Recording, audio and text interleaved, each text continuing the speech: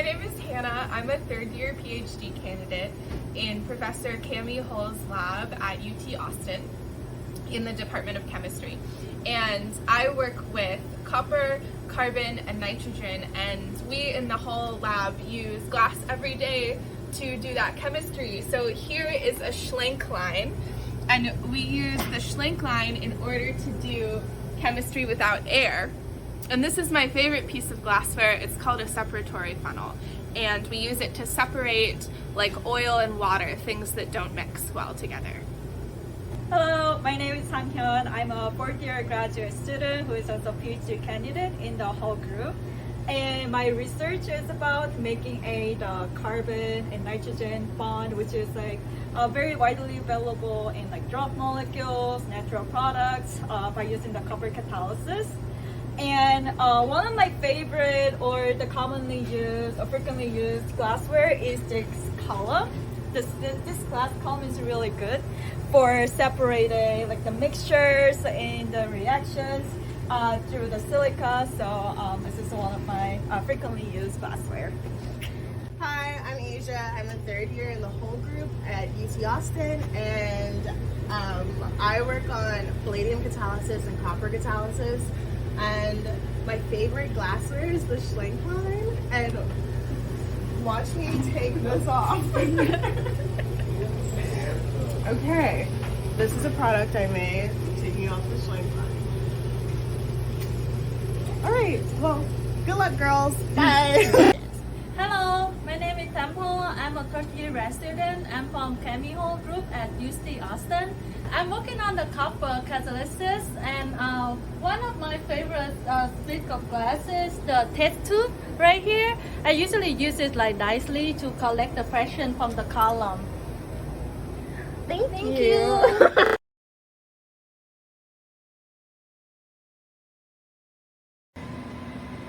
Hi, my name is Yujin.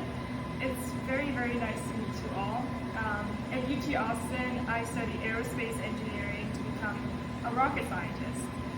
Although I want to become a rocket scientist, I don't study the rocket itself, but rather the air that surrounds the rocket.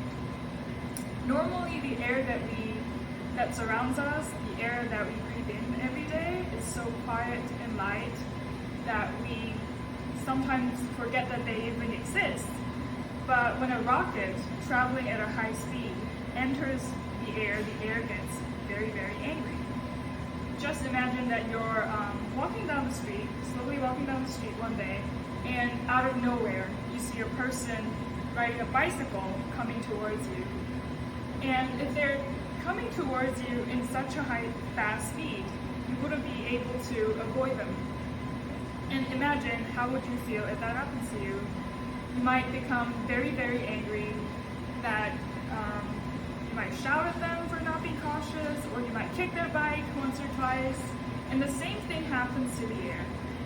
When it encounters a rocket traveling at a very high speed, usually faster than the speed of sound, the air gets very angry that sometimes the rockets get damaged or the fire occurs on the outside of the rocket. So basically many things can happen. So my friends in this lab and I study how we can minimize and control the effects of air getting angry when it encounters a rocket. It will be very fun to launch a rocket every time to do an experiment, but launching a rocket is very expensive and time-consuming. So what we do here is instead we simulate the situation where the air meets a rocket in a much smaller scale using this something called wind tunnel. Wind tunnel, as the name suggests, is a tunnel filled with air or wind, and it is mostly made out of steel. But because we want to observe and look at the air inside the tunnel, we need glass. For example, this is a glass piece that I cut and ground at the glass shop recently, and it'll provide me an access to look into the tunnel and see how the air behaves.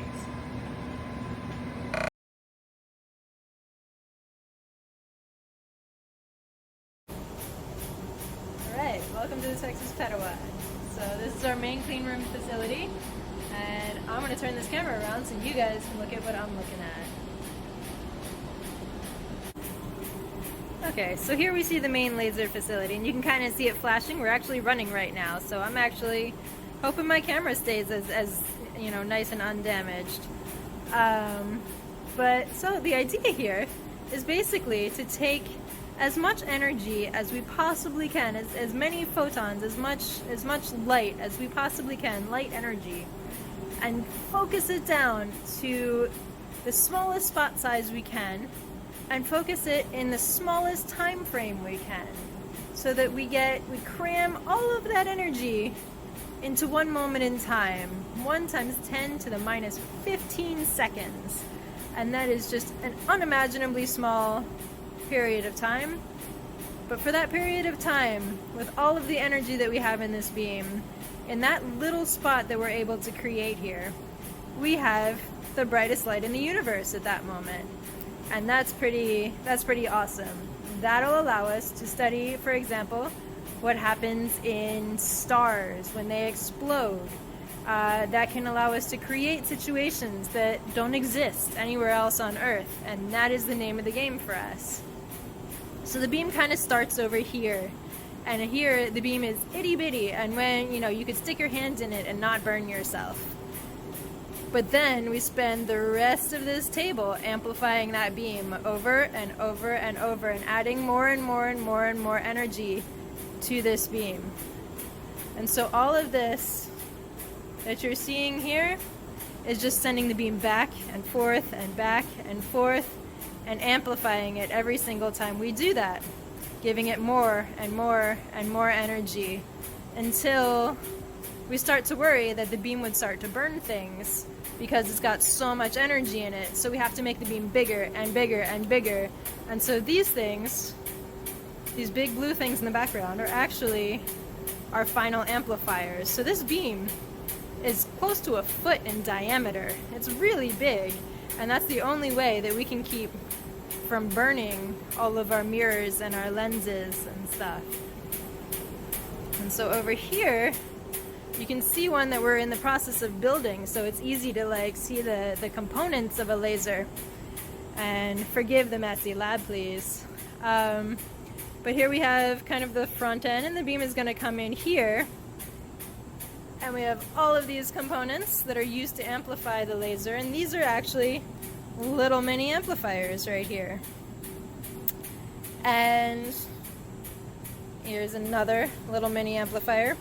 And we use these glass tubes that Adam made for us in the glass shop. What's inside these glass tubes is actually pure vacuum. There's nothing. There's a tiny bit of air, but not enough for anybody to breathe inside these tubes. So we take out as much air as we possibly can, and then we glue on the ends onto these glass tubes. And that holds that vacuum really, really nicely for us. And that allows us to send the beam back and forth and back and forth through these amplifier heads without actually burning anything. Because when the beam gets so much power in it, you can't even send it through air anymore. It'll spark. You know, you'll see this little, like a lightning bolt inside this, inside this tube if we were to lose vacuum in this tube. And so it's really good for us that these things are made so well.